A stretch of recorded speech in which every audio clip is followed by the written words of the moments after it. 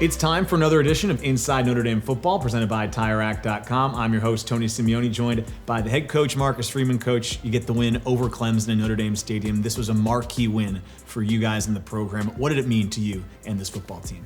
It was a special night. It was one that you'll look back and wish you appreciated more and could truly capture those moments. But you know what, I think it was great to see all three phases come together. And what that creates is a belief in what we're doing, why we're doing it, and how good this football team can be. You guys have really turned the page last 3 games since the Stanford loss. What have you learned maybe about this process as a head coach that has allowed you guys to go on this run?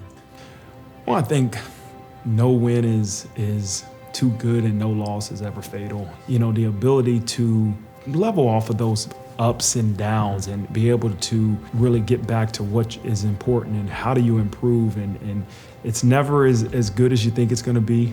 It's never as bad as you think it is, but it's the ability to continue to get back to where you need to go to and find a way to improve. Coach, appreciate it. We'll step aside. When we come back, we'll break down the entire victory over Clemson on this week's edition of Inside Notre Dame Football, presented by TireRack.com.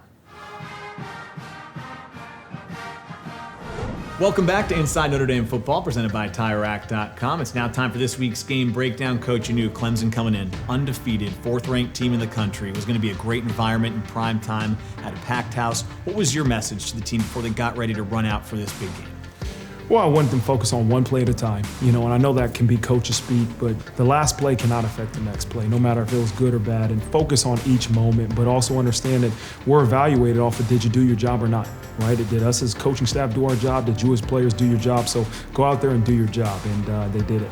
Feels like every week that we meet, well, at least the last month, we've talked about a big blocked punt. And we talked about the couple in the UNLV game, impact one in Syracuse, but this one's the biggest one of the year, obviously. Not only was it a blocked punt, it leads to a touchdown. It's the first points of the game. The place was rocking. Just try to put into perspective for me how impactful that blocked punt and score was to set you guys off on the direction you went. It was huge. I remember I challenged that group on Friday, and I told Coach Mason in that punt block unit, I said, listen, you're not surprising anybody, but when teams know you're coming and you execute and do what you're supposed to do, it doesn't matter. And that's what happened is they were able to execute. Clemson knew we were going to come after that punt, and they executed in a backed up situation, did an unbelievable job of doing what we're supposed to do.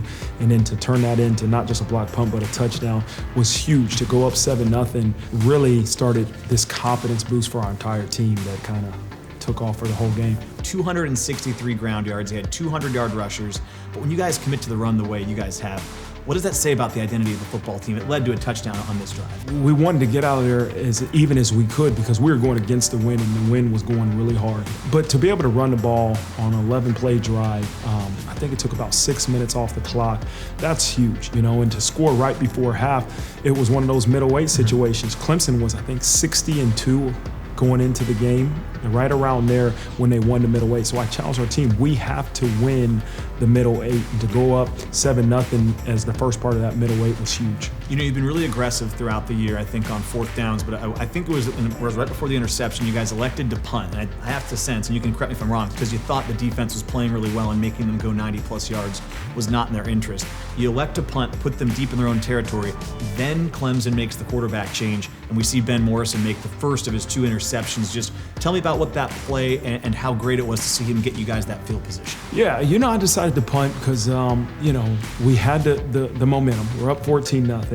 Let's be smart. I felt like we can get the ball punted down inside the 10-yard line, and we did. And to make them try to go 90 yards was going to be difficult versus our defense because they were playing so well. And we wanted to pressure him, and the interception was caused by getting pressure on him. He couldn't follow through. Ben makes a great play, and then it kind of takes off from there. Then he makes the interception and runs it back 95 yards for a touchdown, and the lid comes off of Notre Dame Stadium. Just talk me through the play, but also just what it was like to be in that environment when you go up 28-0 against a team like Clemson. Yeah, you're up 21-0. You're feeling confident, but as a head coach, you're never feeling confident until the game's over. But, I think you get 3 penalties on that drive, and it's kind of like, okay, man, they're going down. They got all the momentum right now for this series. And for Ben to get that interception, not just an interception in our red zone, but to take it back to the house was huge. To really go up 28 points in the fourth quarter, you kind of felt like, okay, as long as we don't screw this thing up, man, this game could be over. And that was a huge play for us. I just want to bring him up because I think it's actually a good sign that Michael Mayer hasn't maybe been the focal point of the offense as much, because it means other guys are producing for you. But he does get into the end zone with a touchdown. Statistically now, he's effectively the best tight end to ever play at Notre Dame. Just what has he meant to you this year, and just what's the superlative you have for him this week when you think of Michael Mayer? Well, I think you said it. He's got probably pretty much every record here for a tight end at Notre Dame. So I wouldn't tell him to his face, but you got to call him the GOAT of tight ends at Notre Dame. And you know what? He played well. I'm more pleased with the way he blocked that game. He was challenged to block some really good defensive linemen. He did a great job at blocking. And when he got the opportunity and Coach Reese called the pass play and the ability to execute, man, that was huge. Last one I have is, obviously everyone's going to remember the storm of the field, and it was a great environment out there. I saw you having to weave your way through all the traffic, but I think what I'm curious about is the locker room after, because whenever I talk to a football player or coach, they talk about that's really the moment you're going to take with you for the rest of your life. So to the best of your abilities, tell me what it was like in the locker room after the win for Clemson. Well, it was actually shorter than you would think, because we were waiting a while to get everybody in the locker room because of the crowd that was on the field. But I just wanted to congratulate them, and tell them how special this moment was for them. And, I appreciate their efforts, and it's a moment we won't forget. But, you have to call one or two guys up because they played really well, but it was a team effort. And all three phases did an unbelievable job. And I try to just tell them, soak this moment up, enjoy tonight, enjoy it on Sunday, tomorrow, and then we got to get back to work, because that's the reality. My mind goes straight into the next week, and I don't want them to be like me until Sunday, but that's the first thing that came to my mind. Let's watch this film, let's get the things corrected, and we got to get ready for Navy. Coach, appreciate it. We'll step aside and come back with more on this week's edition of Inside Notre Dame Football, presented by TireRack.com.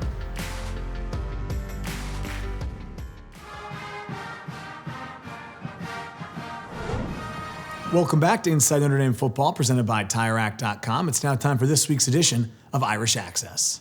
Challenge everything you've done to this point. Do it better than you ever have. Unit strength, do it with your brothers, man. Do it for him, no matter how hard it is. Competitive spirit.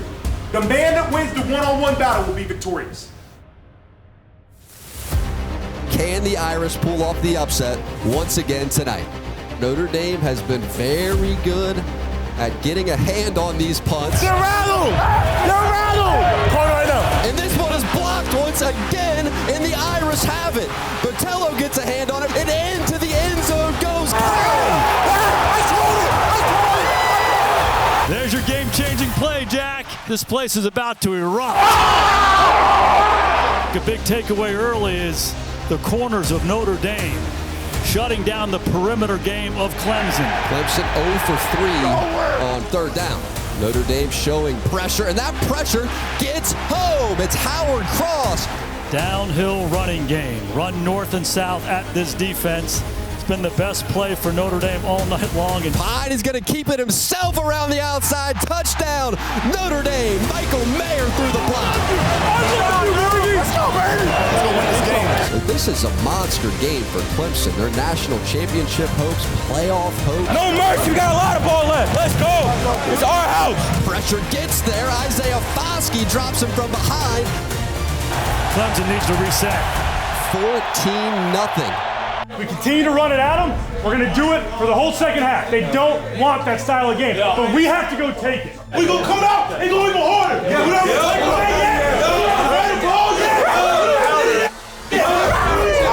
We keep going. Endless urgency in everything we do. We won't stop. We won't stop until they say the game's over. The energy for this Irish defense has been infectious. Benjamin Morrison up to meet him. Benjamin Morrison having himself a game.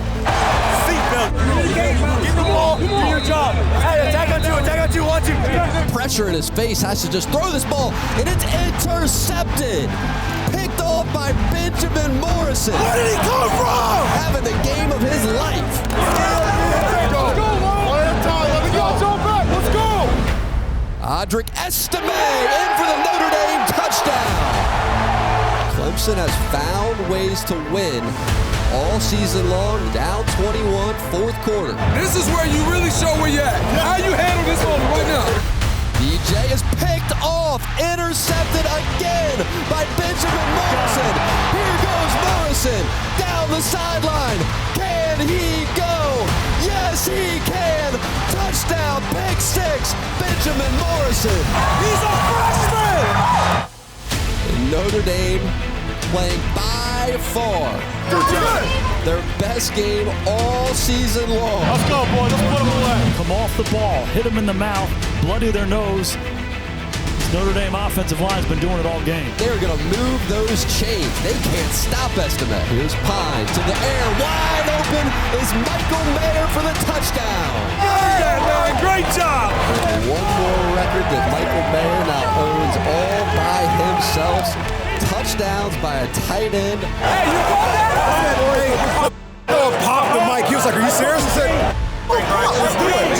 Drew looked over the side. Are you sure? That's a great moment to get in. They physically dominated Clemson. They've been the better team since the opening kickoff. The Irish are in victory formation. What a night for Marcus Freeman and the Notre Dame Fighting Irish.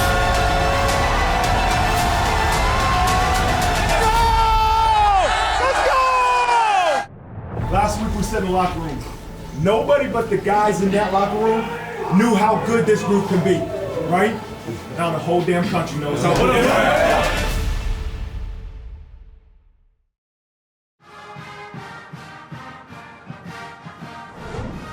So, Coach, special teams have been a story here the last month specifically. I just want to know, from your standpoint, what is your special teams philosophy? Our philosophy, we kind of have a brand called Chaos Kills, so we're trying to not just be special teams or special forces, but kind of put this brand to it, have a little bit of fun with it. Within that, the most important thing for special teams is that the culture of our football team, the program fundamentals of our football team that Coach Freeman wants everybody to learn shows up on film and is an opportunity for us to teach it to the whole team. So for us, we want to be tough, aggressive, disciplined. In all phases of special teams, we want to try to be aggressive and put a lot of pressure on our opponent to try to create some chaos in the game and find a way to kind of change the momentum and have some fun. I want to ask about the Clemson block. We're going to get a chance to look at it maybe in more detail in a little bit, but just on the field, that was just an incredible moment where you guys got the points, obviously, first points of the game. There was a shot of you on the broadcast where you were super fired up, understandably. What was it like when you got that block, you got into the end zone, and you got the first points of the game for the Notre Dame Fighting Irish? It was surreal. It was just, what a night. It was incredibly fun. Usually when we make a big play like that, maybe I black out a little bit, get a little too emotional, get a little fired up, but it was incredible. It was an unbelievable feeling. What a way to start the game. Explain exactly how Botello gets through here. I know he comes right up the middle, but tell me schematically what leads to it. So Botello really starts in the right A-gap and then goes over to the left A-gap, and 84 walks up and he checks. And our guys did pretty good understanding that they were checking and what they were doing. And before in this clip, you could see Ramon Henderson and Clarence Lewis and Jack Kaiser all pointing out that they checked. When they checked, then Jordan Botello went back over to the other side, which forced them to then check again. Then when they checked again, Jordan Botello went back over into this left A-gap that you see right here. So he was kind of going back and forth to play games with them. In doing that, it created some confusion, I think, for them, because you can see they end up snapping the ball with only 1 second on the play clock. Now, we only end up getting 3-on-3, but I think in the confusion, the middle shield was kind of confused on which guy he was going to block, and Jordan Botello did a really, really good job of being able to just shoot through right at the direct angle of the block spot. What a magical moment for Prince College to be able to pick it up and guys to be able to spring him with some blocks to score a touchdown. Coach, appreciate the time. Thanks so much. Appreciate it.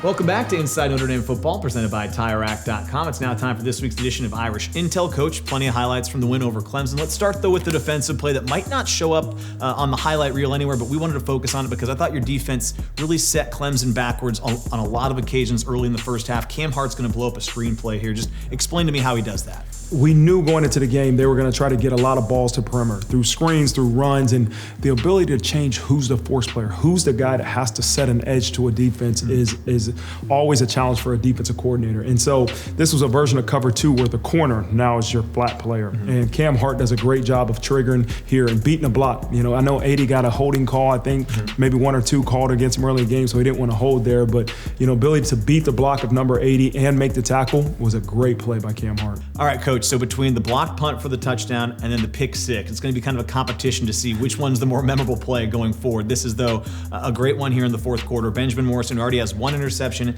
gets a second one, takes it all the way back. Just tell me how he does it. Well, they're driving on this series, and they've moved the ball. They got a couple penalties called against our defense, and 2nd and 10 here. They're in the red zone, and Ben Morris is playing man-to-man coverage, but they're also going against the wind here. And I think that has a little bit to do with the throw, but also Benjamin Morrison being in a good football position where you'll see he turns and looks at the quarterback and is able to read that this is a back shoulder throw. The wideout doesn't get that read, and so Ben is able to be in a position where he can now pick that ball off, and the rest was God-given ability. He's able to take this thing to the house. He's running, and JD gets enough on Will Shipley there that he can't make the tackle, and I don't think 71 has a chance to catch him there.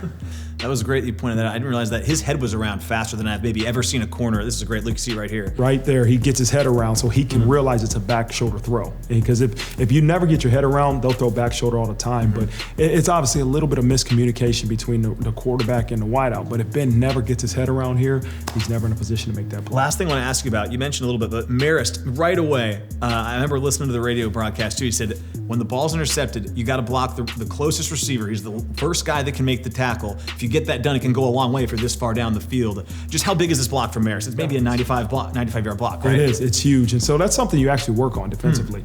You work on how interception returns and who to block the most threatening opponent or threatening defender, because it turns into an offensive play. And so we say there's one play on defense, and that's a return. And this is the play that you're able to really practice, and we do a great job of executing. When we come back, we'll have more on this week's edition of Inside Notre Dame Football, presented by TireRack.com. It's time to wrap up this week's edition of Inside Notre Dame Football, presented by TireRack.com. Coach, you guys have now moved to 6-3 on the season. You still got 3 games left, and obviously you want to take this momentum from the Clemson game the rest of the way. So what's the biggest key for you as a head coach and for this team to make sure there isn't a letdown going forward? Well, it starts with the preparation, and I have a strong belief in that the Saturdays reflect the preparation during the week, and that, you know what, we got to find a way to continue to enhance the way we prepare. We got to have that same mindset that we had after a Marshall or after Ohio State or after a Stanford that we have after a win over Clemson, is that we have to be very intentional on our preparation and always chase improvement, right? And that we're never satisfied with what happened the week before. The challenge is, how do you become a better football team? And then Saturday, you go play. You get to go play in the game, but it's every day find a way to improve. This Saturday, obviously unique, you get Navy, of course, a service academy. There's a great history with Notre Dame and Navy, but then also they bring in the triple option. So just what's the focus this week as you get set for that one? You know, I've had some experience going against the triple option, but Coach Golden, our defense coordinator, has had a lot of experience going against it too in his time at Temple and at Miami, Florida. And so, you know, the ability to put our plans together and figure out what's going to be best for this group of guys, but also to simulate that offense to the best of our ability in practice, so our guys have a little idea of how fast it will be in the game, is going to be a challenge for us. Coach, appreciate it. We'll talk to you next week. That does it for this week's edition of Inside Notre Dame Football, presented by TireRack.com.